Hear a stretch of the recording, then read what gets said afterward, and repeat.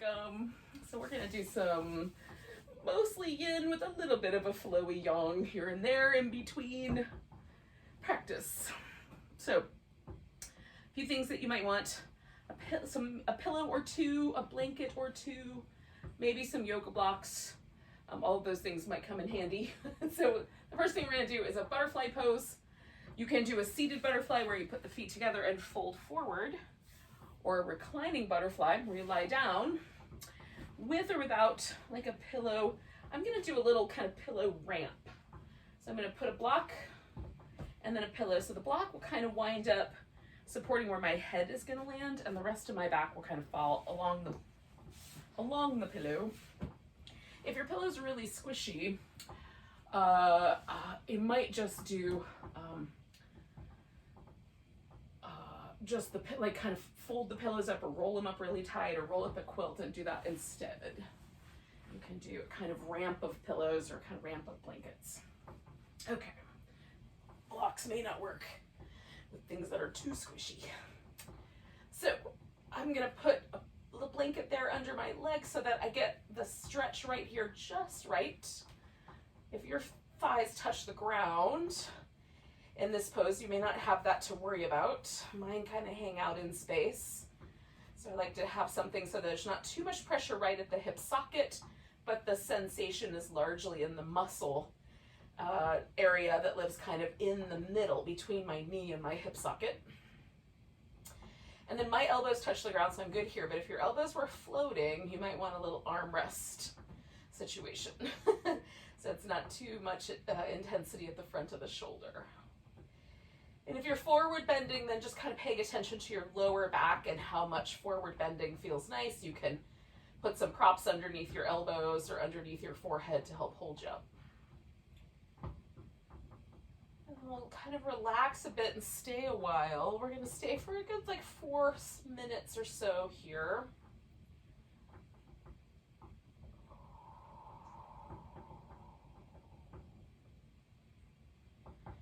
Once we're in a pose, we want to let the nervous system really unwind. And in order to do that, we need mostly to be still. We're not holding still, but we're just sort of allowing stillness to occur.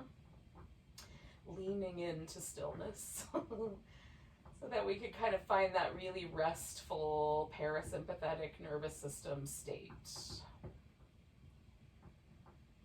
Sometimes I find that there's, I consciously try to relax, but the deep inner portion of my body, if the pose is too spicy, it will not actually relax. And sometimes I have habits of holding tension in my nervous system, but it winds up being muscular tension. And I find some of those habits wind up in my face. So I'll hold my jaw a little bit tight, or my mouth a little bit tight, or the little space between my eyebrows or around the temple. I might have some tension there. There's reasons for that. Because 3 pairs of cranial nerves responsible for our ability to relax actually wind up in our face. But I will find little places where I'm holding, kind of gripping with the muscle there, and that's mostly habitual. So I check in there periodically so that as I'm letting go into these poses, I'm unwinding the tension that I carry in my nervous system all the time. Really allowing for there to be some space for relaxation, for receptivity, for presence.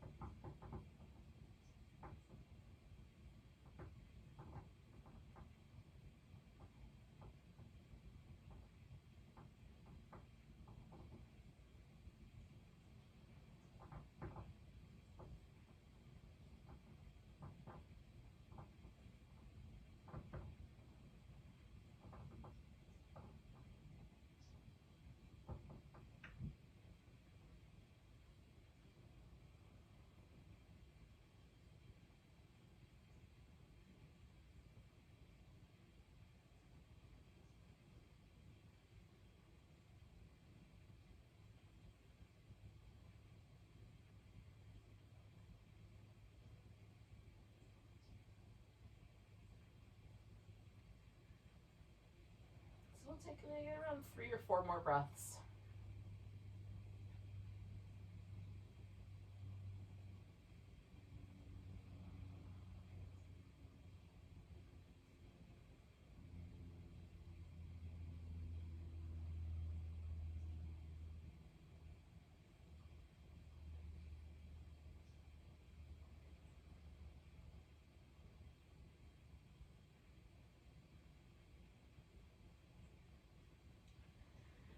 I'm going to start with just changing the legs in terms of dismounting this pose, unwinding this pose.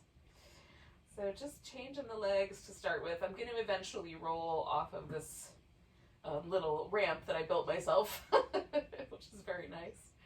But for now, just a little movement in my ankles, toes, because that feels really nice. And then just an awareness of the kind of places. The pose for that particular pose is a little bit sort of spicier down the inner line of the legs, the adductors, the kind of inner portion of the lower leg, and the inner sort of, kind of area of the hip socket. So that is all I'm just noticing that, right? Just paying attention to it. And if there's some tenderness or soreness there, then I know, okay, next time I do that pose, I'm going to be a little more, maybe a little more gentle. There's not tonight, so I'm feeling pretty good about it. But there have been in the past times like that, which is how I've kind of informed myself about doing this practice in the best way for me, for my body, for myself. Okay, so I've come off of the little slope. And I'm going to do some movement for my shoulders, but not quite yet. So I just need enough room that my arms will extend overhead. That's kind of the trajectory that I need for this.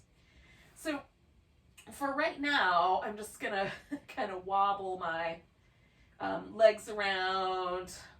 It feels nice to sort of rock a little bit on the back where the pillow was kind of hanging out right there in the center of my spine.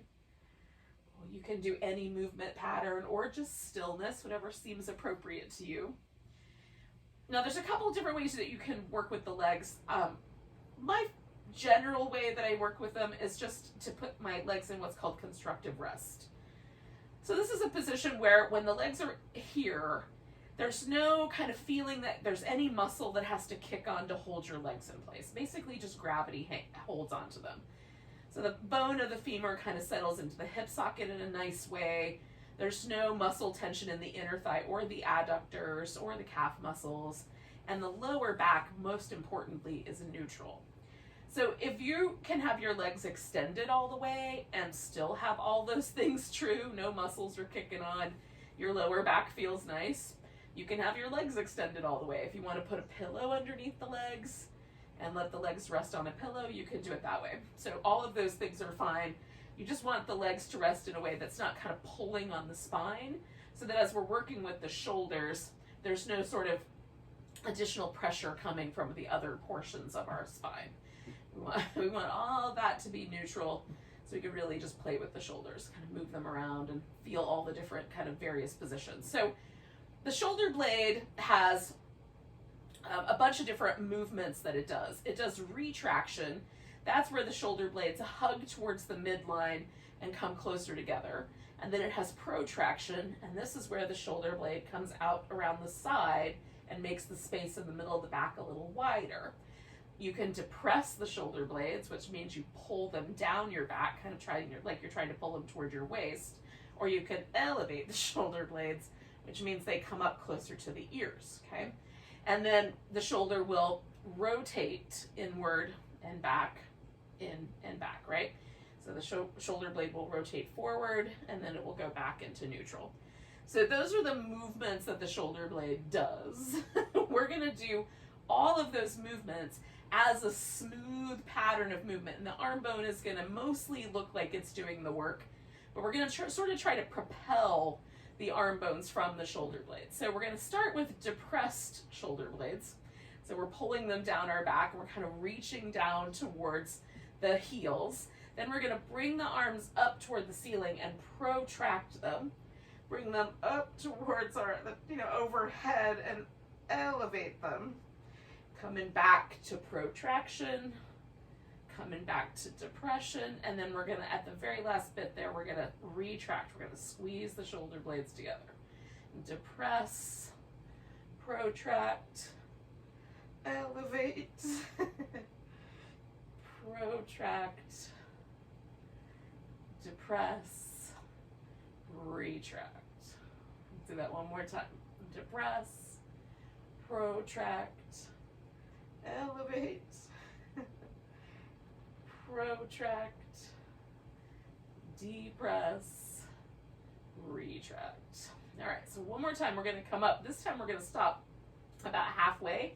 So the arm is just pointing straight up at the ceiling. We're gonna retract the shoulder blades and then protract the shoulder blades. Retract, protract, retract, protract, and now retract the shoulder blades and hug them in nice and snug. Reach over, grab hold of your upper right arm, and you're going to try to pull this upper right arm as far over to the left as you can, while simultaneously holding that shoulder blade in a retracted state. So you're going to pull and hold with equal measure. So nothing is actually going to happen. Shoulder blade's going to stay still, but we're going to exert effort in both directions. And I sometimes find that my legs kind of squeeze towards the midline to try to help. So I keep reminding my hips, just relax. Let the shoulder do the whole job. This may not be true if your legs are extended. They might just leave themselves alone if that's the case. But it definitely happens to me when my legs are in this position. All right, I got one more breath to go. Ooh, I'm gonna let that guy go. Give this arm, I'm kind of picking the whole thing up off the ground, and I'm gonna shake it so that like the bones in my hands rattle, and then I'm gonna shake kind of from higher up my arm so that I feel that shaking motion in the shoulder joint itself. Okay, and then pulling that shoulder blade back into as neutral a position as possible, not too depressed, not too retracted, but somewhere in that middle zone. And then I'm just gonna feel the two shoulder blades together. Is there any difference between the two? Often for me there is. My shoulder blades tend to get sort of rotated forward just a little bit because the muscles in the front of my shoulder are a little tighter and they pull the shoulder blade around. And I have some habits, like I like to sleep on my side, that exacerbate that situation. So working on a computer, things like that. So this right now feels like my right shoulder blade, which I just did, is actually flat on the floor. Like it feels like I could feel the full expanse of that shoulder blade on the ground, whereas on the left, I feel the bottom corner of the shoulder blade slightly more pressing it, like slightly pokier into the floor than the upper part of the shoulder blade. So I'm gonna do my other side. So retracting my shoulder blades quite firmly into the middle, grabbing my upper left arm, and as I pull it over towards the right, relaxing my legs, I'm gonna hold that shoulder blade in place and exert as much force as possible. This does not look exciting. It looks like nothing is happening, but it's quite a bit of work for me. There's effort being exerted. And what's kind of interesting about this particular release movement is that it targets the muscles that sort of bring the shoulder blades together. It's part of the rotator cuff and part of the upper back. And so it kind of seems to reset both of those things for me. I don't have enough anatomical knowledge to understand exactly why, but I know that it is working. At least for a little while after I'm done, it works great. Okay, one more breath. And then I'm gonna, again, do kind of a little bit of a shake for the littler bones, and then a shake that's big enough that I really feel that rotate, like right through the whole shoulder. Okay, and then coming back, I'm just gonna bring those two shoulder blades into neutral.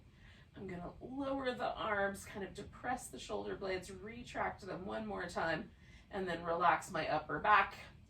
And then just feel and notice, is there any difference? And there is. There may or may not be for you. Everybody's shoulders are a little different, and we all have different habits. So like a different muscle might be responsible for any shoulder pain or discomfort that you have, and we may not have hit it with that particular movement pattern. That one hits the most common issues for, you know, modern people.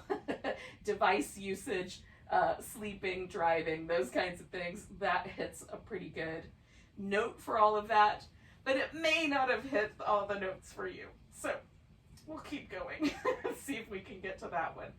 So we're going to do a banana pose. We're going to stretch out nice and long and curve over.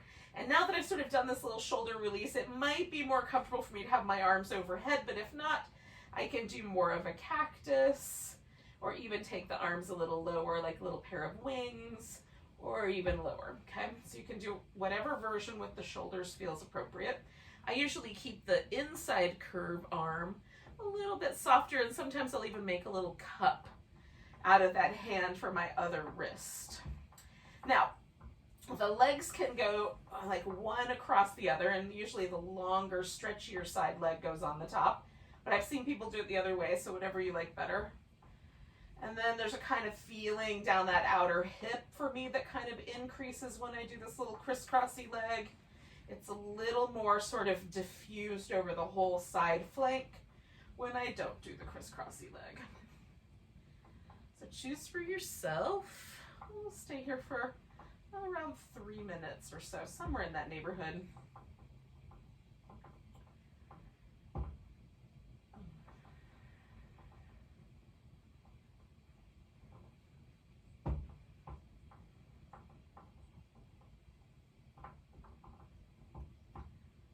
Now the breath that I use for most of my sort of yin practice, and sometimes the yang as well, but I like a kind of smooth breath where there's a little bit more of an emphasis maybe placed on the inhale, and then like a little bit of a pause real briefly. It just helps me feel the sort of apex sensations of the pose, and then a really soft exhale, sort of to facilitate that relaxation response. That's kind of what I go for with the breath.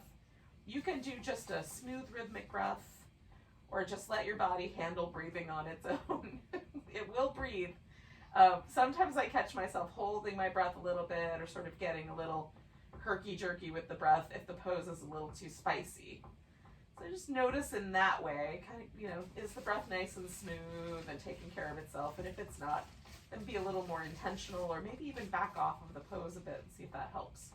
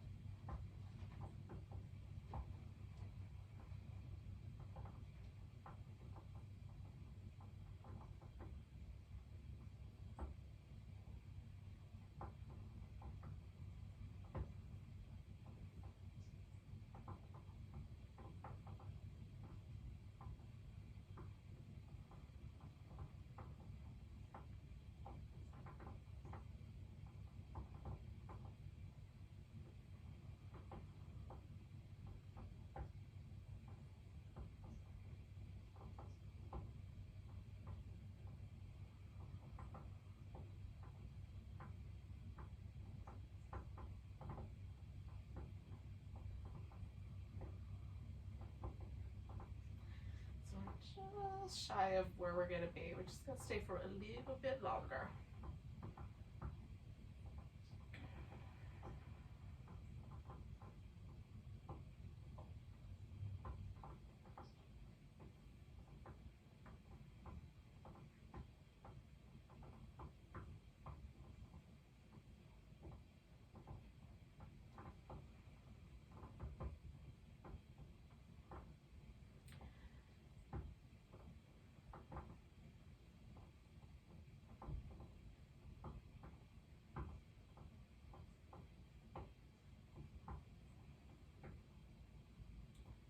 Take a nice big breath. And we'll just kind of meander back to where we came from. I'm going to release my arms, release my legs from the shape, and just pause for a moment. Now you can move immediately if that seems like a better notion. Sometimes it does to me. Sometimes I like to just feel sort of the difference between my left side and my right side now that I've come back to center. There was an obvious difference with the pose. This one was kind of curled in, this one was stretched out. But how does that sort of linger in the body? I find that really interesting. Sometimes I feel like there's a little bit of like a difference in pressure on one sacral joint and the other. So I like these little windshield wipers, but another option would be to pull your knees into your chest and sort of rock a circle right over the sacrum, right there at the back of the pelvis. And that one is nice too. Sometimes for me, it's a little too sensitive for that one right away, but later it might be nice. Okay, so we're gonna do the opposite side of our banana here. I'm just letting my low back get really relaxed. So I'm not starting with any tension there. Okay, kind of turn ourselves into sort of a crescent shape, crescent moon. I think tonight the moon is exactly in the middle, like between new and full. So we've got a like little half moon tonight. The moon is in Taurus. I think it's still in Taurus tonight. It was this morning. Just like kind of the Taurus is a really earthy sign, but bulls have these horns, and one of the reasons that they're used, cows often do too, depends on the species, but one of the reasons that they're used, and there's so many cultures with kind of bull or cow symbology, I mean, there's a lot around the world, is there's this kind of notion that the horns are sort of like antenna to the sky. So there's a kind of heaven and earth combination to a bull, which that's kind of part of the symbology. So the notion is like, how do we sort of bring these sort of celestial influences down to earth? I'm not sure if I've been feeling like cleaning a lot lately, today anyway, feeling like reorganizing and going through things and moving furniture around and just all kinds of domestic and earthy things. Maybe that's the Taurus influence. Notice sort of this notion, so we're kind of taking this grounded, deeply relaxed approach to practice today. So in some way, sort of doing something similar, earthing ourselves a bit.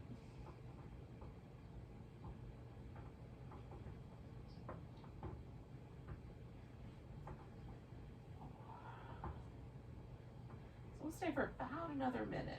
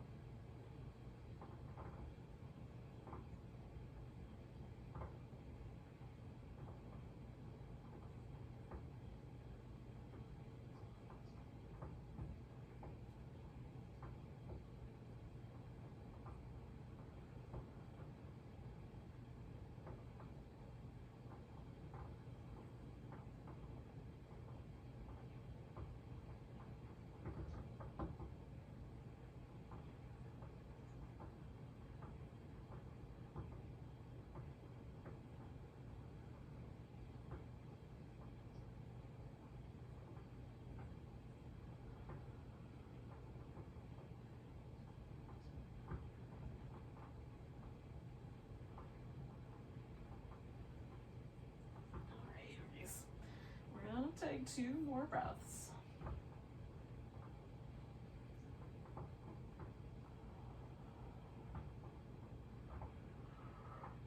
make our way back to the middle.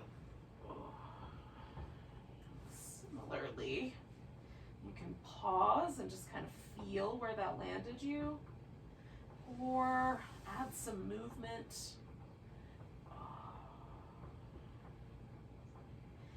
We're going to kind of flip upside down to wind up laying on the belly, but you don't have to go immediately. You could do a little bit of this first. I'm going to do kind of a little sort of child's pose, cat-cow sort of combination, like child's pose and the cat shapes had a baby. That's going to be where I'm going to start. I don't know why, but I love it right now.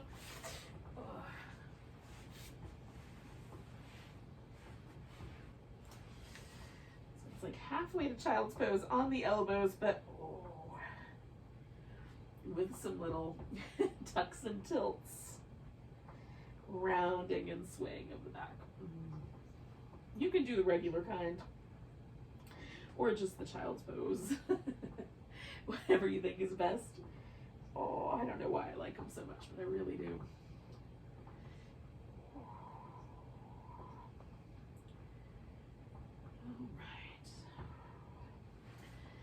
Bring myself onto the floor. I'm going to start with a crocodile, which is just crossed elbows, forehead, or chin, whichever you prefer, resting on the forearms.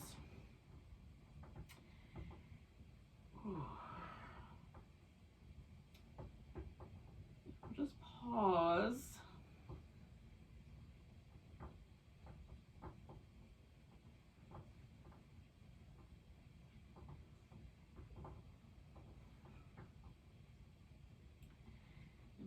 Tuck my toe and stretch my thigh back a little. Tuck my toe, stretch my thigh back a little, just to see if I can get this hip flexor area just a little bit softer.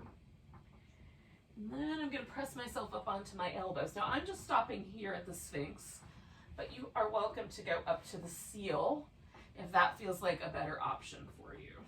Now with the Sphinx, I generally like my elbows a little closer together than shoulder distance, and a little forward of the shoulder. With the seal, I like the hands wider than the shoulders. So I don't do the seal much these days because it just doesn't feel that great. But in my back, as an older person, an aging person, maybe that's, I'll be kind to myself. In any case, but you know, if you like it, that's perfectly great. I felt a greeting on the bottom of my foot from a cute little wet nose.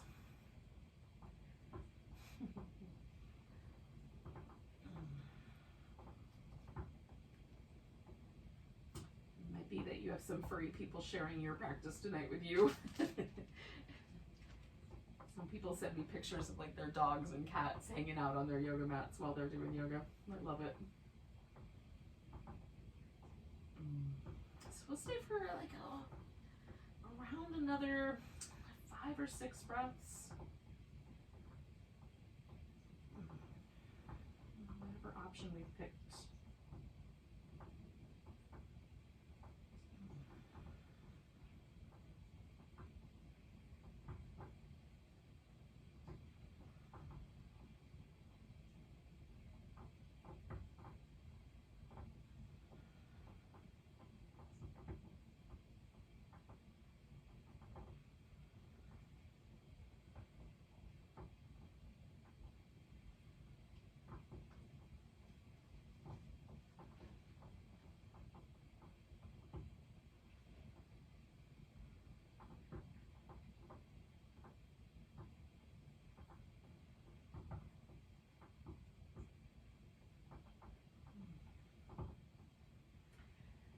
Now I'm going to come into a frog shape on one side. So I'm going to kick one leg out like a little flipper. The other leg I'm just going to leave long, but you can hold on to that foot with a strap or with your hand if you'd so like.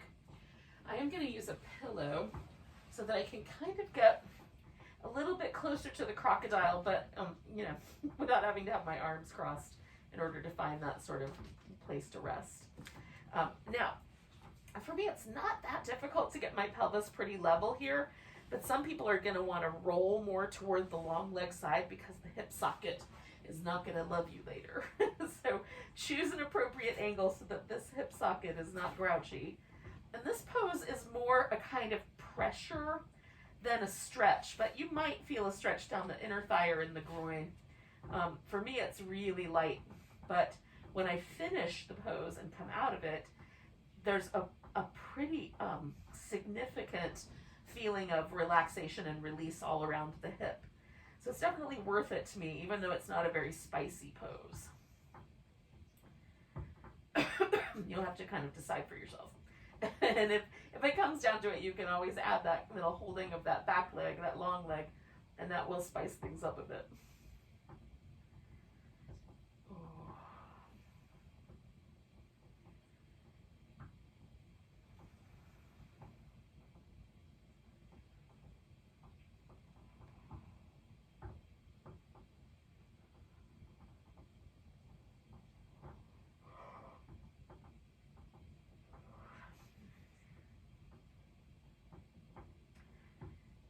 For another, just a little over another minute, about another minute and a half.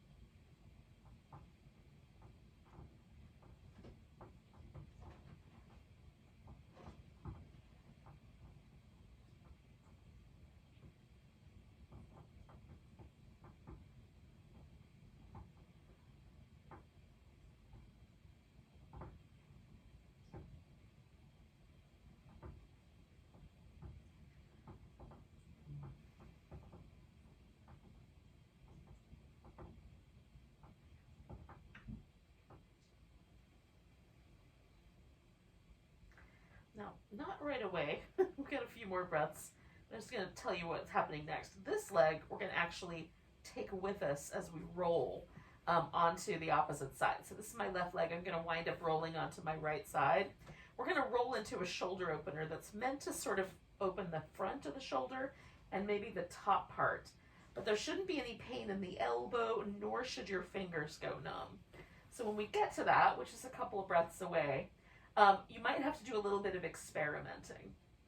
We're essentially going to take the right arm and we're going to put it out to the side, sort of like a wing. I like my palm up, so I kind of turn mine in that way, and I sort of bend the elbow a little bit. Now, this guy is going over the top here, and I'm going to roll onto my right side, so I'm just making some adjustments to the shoulder and the rest of my body parts so that I can get a comfortable position there. So I do my palm up and a little bit like lower than my shoulder. I'm not up here, but a little bit lower. And then I also bend a little at the elbow. And that gives me the best stretch for my shoulder without causing any other trouble. So if any of the fingers go numb, something else needs to happen. Now, you can put that foot right on the floor. I just tend to straighten that leg out. It kind of holds me better. And then I use this arm as kind of a little kickstand, but you can wrap that arm behind your back if you want. We'll just pause and let the shoulders sort of rest. I've got this little pillow for my head. You might be more comfortable letting your head just rest on the ground, or maybe less or more support there would be nice. Mostly I just try to keep my neck neutral. So it sort of fills in the gap right here between my shoulder and my head.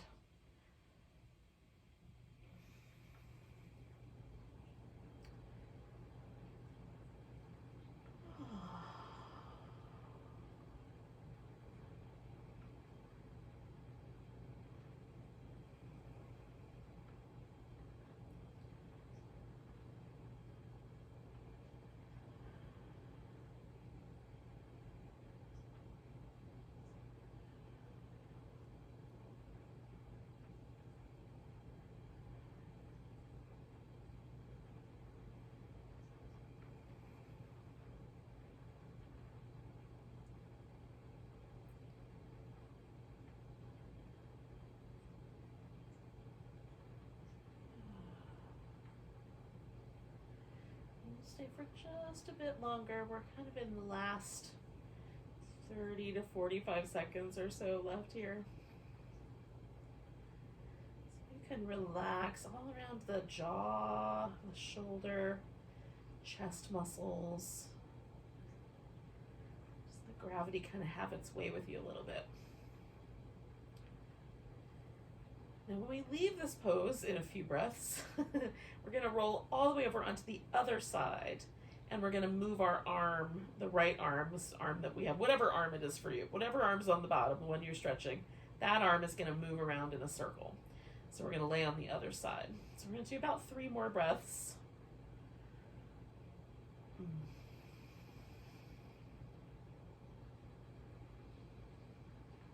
So I'm going to take this leg and start the movement on my exhale. Okay, so that takes the pressure away. Now I'm going to roll all the way onto the side. And you can use your left arm, whatever arm is on the bottom. You can use that as a pillow. I'm just going to use this pillow. Okay, so this arm that's up here is going to make a circle. I'm going to start with the circle sort of parallel to my shoulder joint. As I come around the back, though, it's going to wind up more like a funnel shape, right? You can do the whole thing like a funnel, and you may even start with a really tight funnel and then just kind of work it out until it feels like the right size circle for you.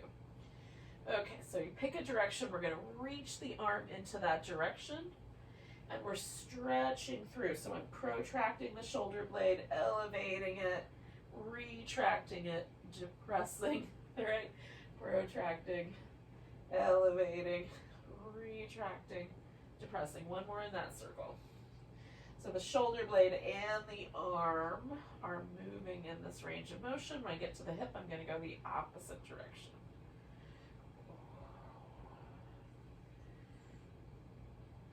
And it does make a difference for me. The direction does feel different. Though it's kind of weird for me to figure out why specifically. I just know that it is. All right, one more of those circles. All right, when I get to my hip, I'm done there. I'm going to give that arm a little shake. Again, I'm starting with just like the fingers kind of rattling, the bones in my hands kind of rattling. But there's a little rhythm that happens when you shake, like you can shake slower. And then the rhythm is a little bit bigger, the waves are bigger. You can shake a little faster. And then the little waves of shimmy are a little bit smaller. Sort of like sound waves, but arm waves.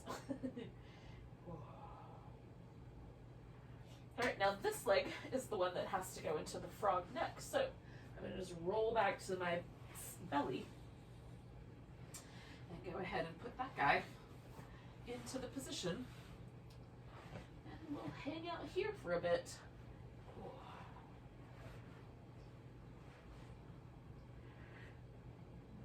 I'm going to try to relax through this hip. And again, you could hold on to that foot if you have a desire to do so. Fix that.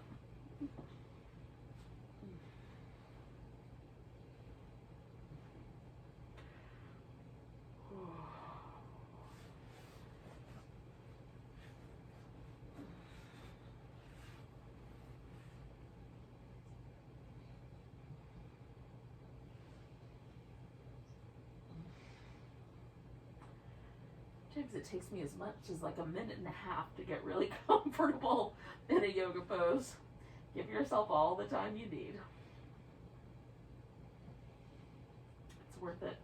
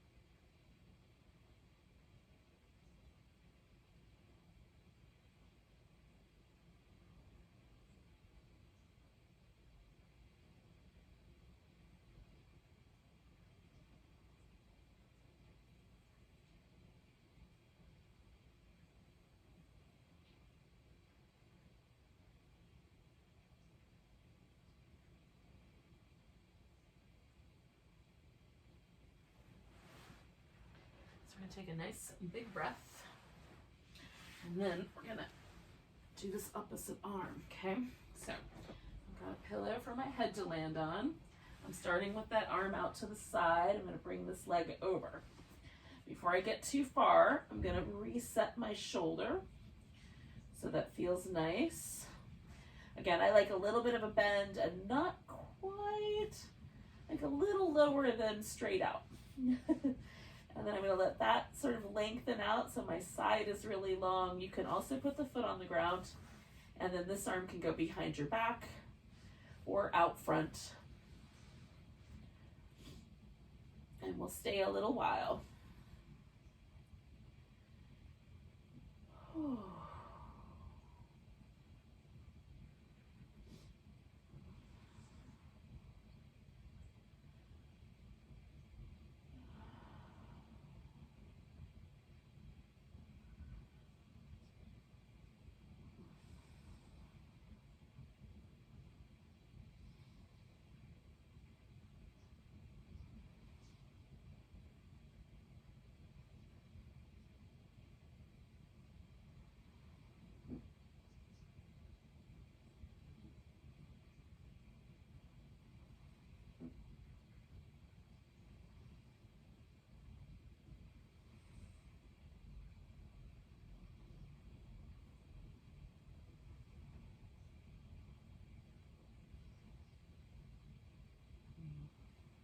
Stay for about another minute.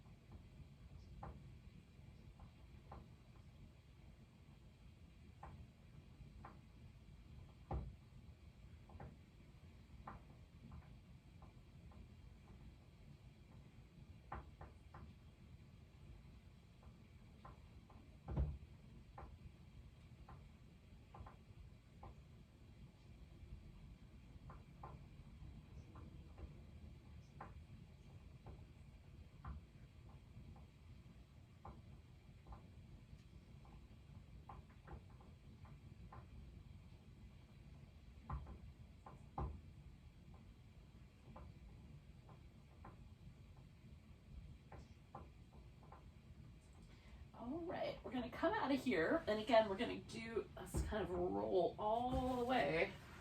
So that arm is on top. I'm hoping I can, yeah. Do I have enough room between me and the furniture? I think I do. All right, so then we're going to make these little circles. And again, I'm going to try to get my shoulder blade and my arm all moving. So it's not just me trying to spin my arm bone, but I'm getting the shoulder, the collarbone, and the upper arm, along with everything else that's attached, moving together. Now, when I get to my hip, I'm going to switch the direction. Whoop. I feel like I've loosened up a little bit because now I'm starting to find the furniture again. Higher. Let's do 2 more of those.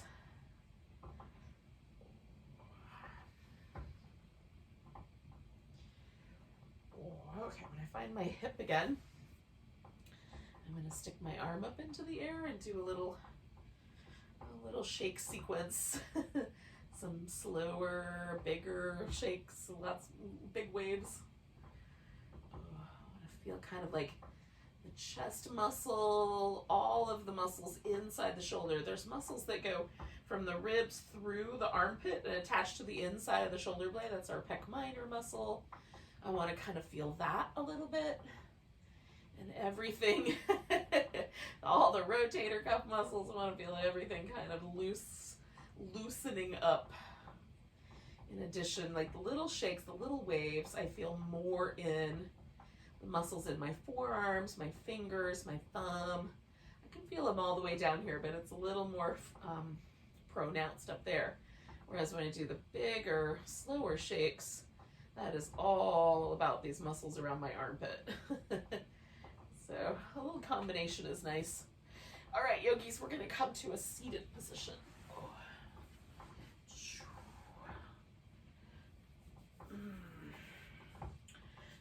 do some little shoulder circles once you get there.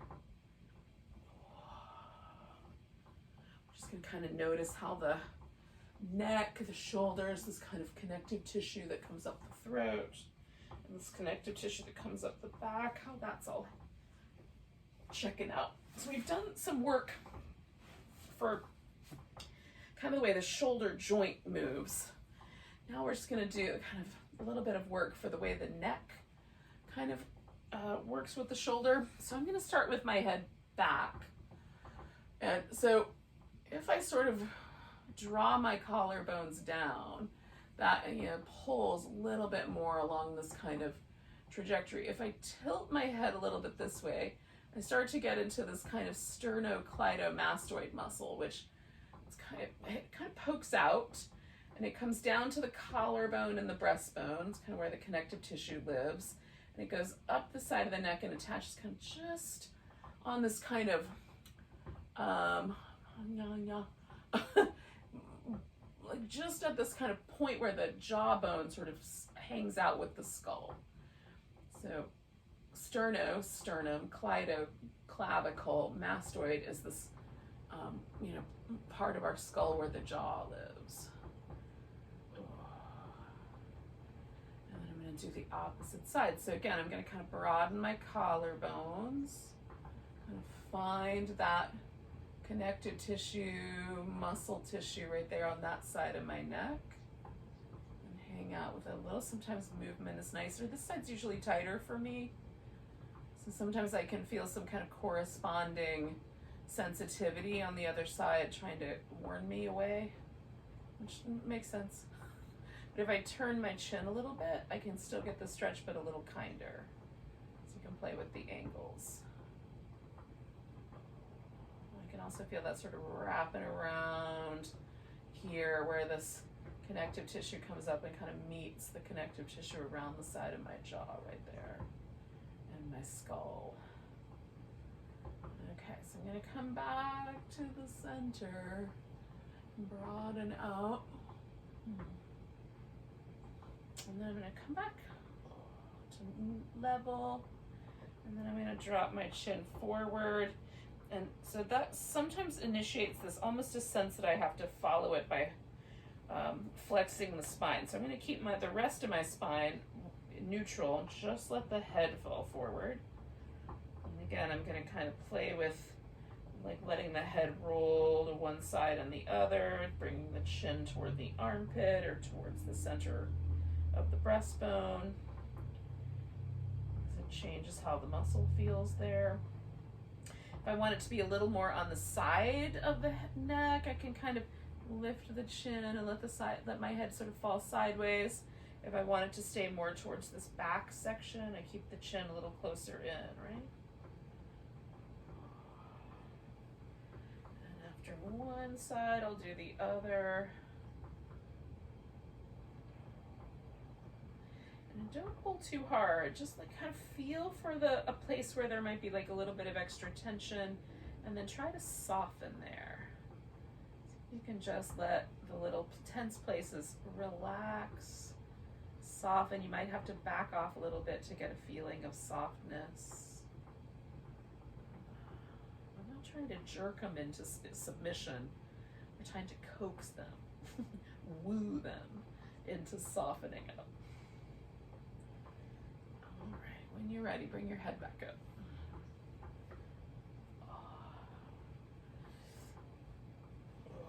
You can also do some little massage. Now, you can massage that little sternocleidomastoid by just pulling. You just kind of come up here, just behind your ear, and pull down toward your collarbone. On that angle, come up, pull down. Sometimes that kind of a little massage. There's some lymph nodes under there, and that kind of presses the lymph down toward the heart, so there's that benefit. And it also can help, again, sort of release any tension. Similarly, we can give ourselves a little massage right in this kind of occiput region on the back of the skull, these two little ridges.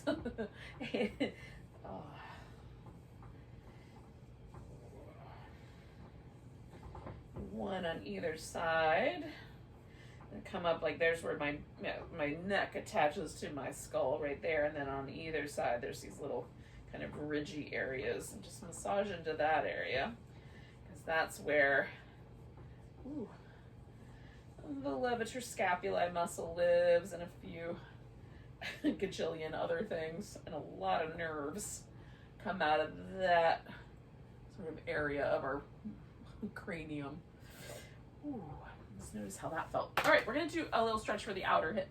So you could do this lying down if you don't want to do it seated.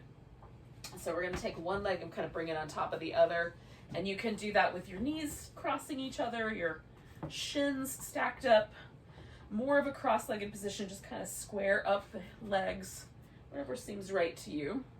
Now, once I get into that shape, I'm gonna let myself, kind of feel it out. So I'm looking for this outer hip, and usually for me, the leg that's on top is the spicier side.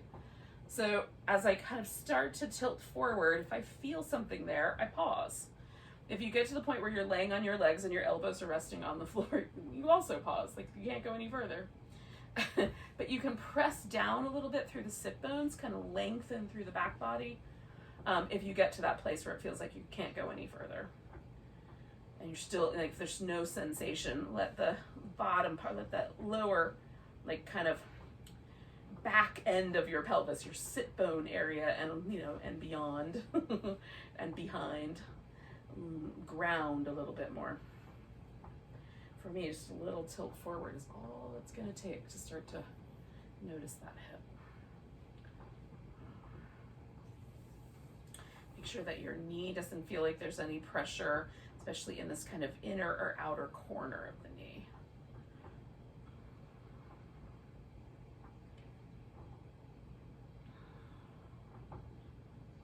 Got this little blanket here just to keep the knee from sort of having any risk of sagging in. So I'm not risking the cruciate ligament or the meniscus on that side. So there's a nice solid surface there. That may not be appropriate or important. Like you might have a bone there hanging out for you.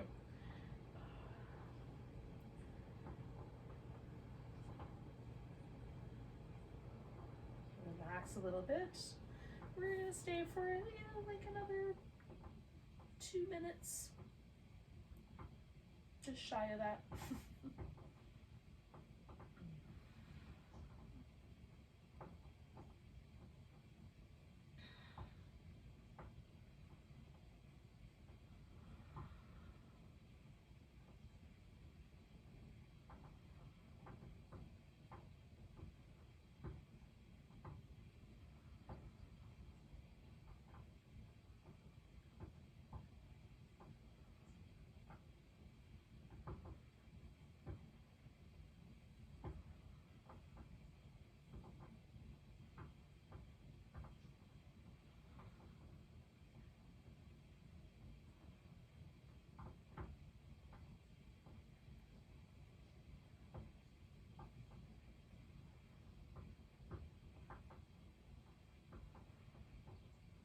So in our yin portion of this little journey tonight, we've been a little more focused in the hips, this kind of deep yin tissue, much more, associated with kind of more grounded, stable kind of spaces. And we focused more of our yang attention on our shoulders, neck, upper back, the more active portion of our body as, as opposable thumb primates. We tend to use our arms a lot, neck a lot. So hopefully it'll feel nicely balanced. We're going to take a nice big breath. And now kind of lift yourself up, lean back. We're going to unpretzel the legs. And then we'll give everything a little rinse before we do the other side.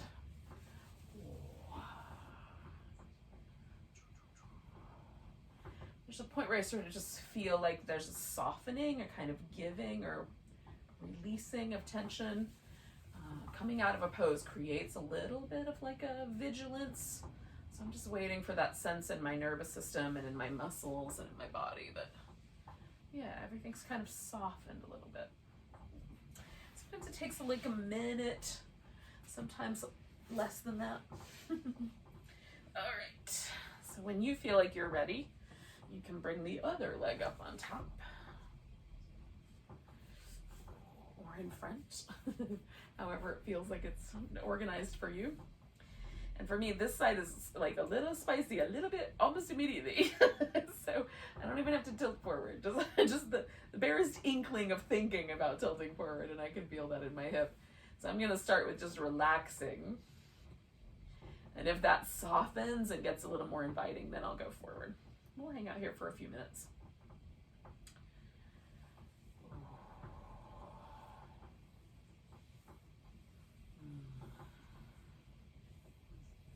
When I'm in positions like this, I love to give my knees like a little gentle, warming massage. Just mentally tell them how much I care for them.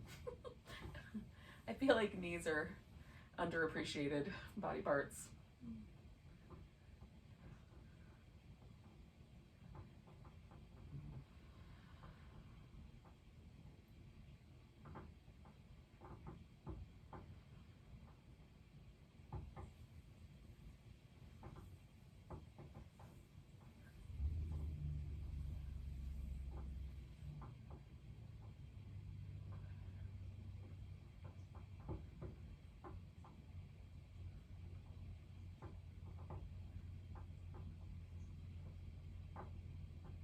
This fountain for my pets so that they can drink running water. At least I think they're supposed to think that. And normally it's really quiet, but tonight it is very bubbly, burbly sounding, which usually means it's almost out of water. But so if you've been like, why do I hear running water? I apologize. Did not occur to me until just now that I could hear that sound.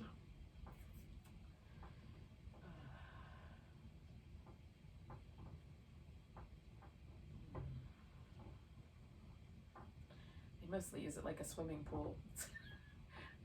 It's a bone of contention. I'm gonna stay for just around another minute, just shy.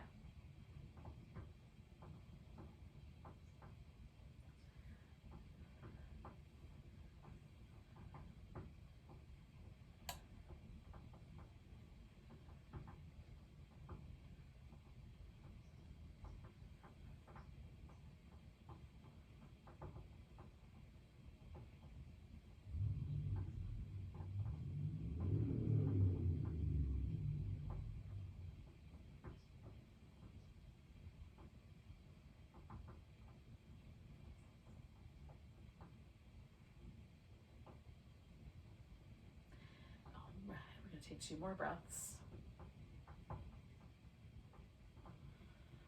You can lift yourself up on that last inhale. Unwind on your exhale.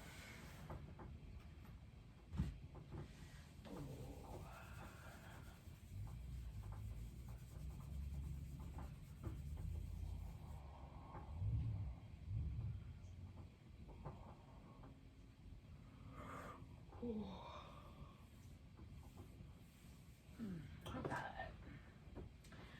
So we are gonna relax, y'all. It's time. So I'm gonna use one of my blankets here, like a pillow. I'm gonna put a pillow under my legs so that I have a really relaxed Shavasana corpse pose. And then I'm gonna use this fluffier blanket. If I can get it off the couch. For a cover up. It is winter, although I'm starting to see the little inklings of spring. I love the time of year when the seasons are in the process of changing. It's my favorite. I love it when summer changes to fall and fall changes to winter, and winter changes into spring, and eventually spring changes into summer, although sometimes that's the harder one to figure out. Sometimes summer just seems to show up without any advanced warning. Oh goodness.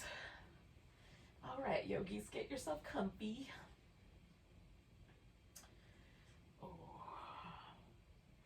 Now this pose is purely nervous system. We are going to relax all of our muscles, but it's really about sort of letting ourselves take just a few more moments with nothing pulling, no tugging, no nothing. So you want the pose to be really comfy. So if your low back is uncomfortable, try a pillow under the legs. If that still doesn't work, you can put your feet on the floor or rest in a different position. Rest on your side or on your stomach, whatever you like best. You can even do a seated meditation if you prefer that. And then just let the body relax as deeply as possible.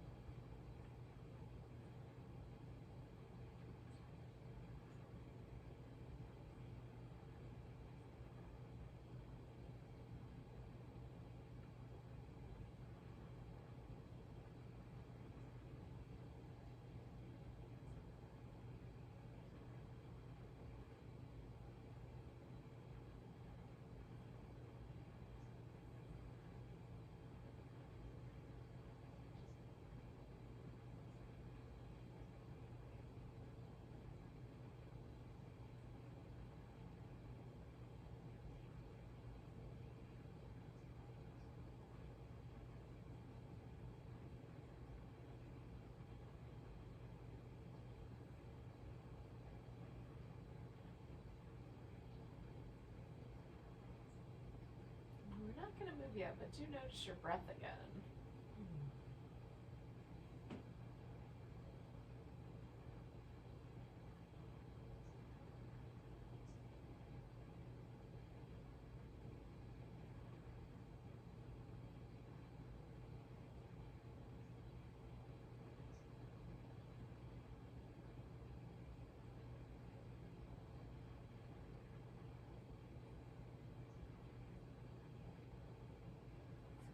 Feel the breath in your fingertips as it comes and goes.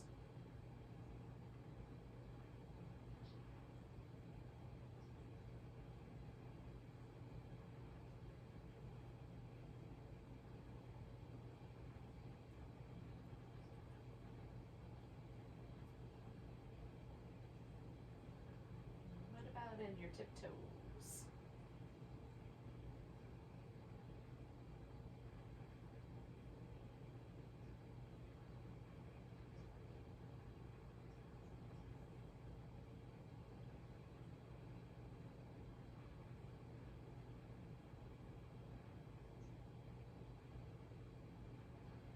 Take a big old breath. Let go with a sigh. And then wiggle your fingers and toes. Ooh. wrist and ankles. Ooh, other direction. Give yourself a nice stretch.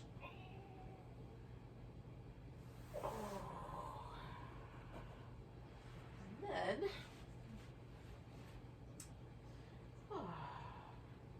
we're going to pull ourselves together here and come to a seated position.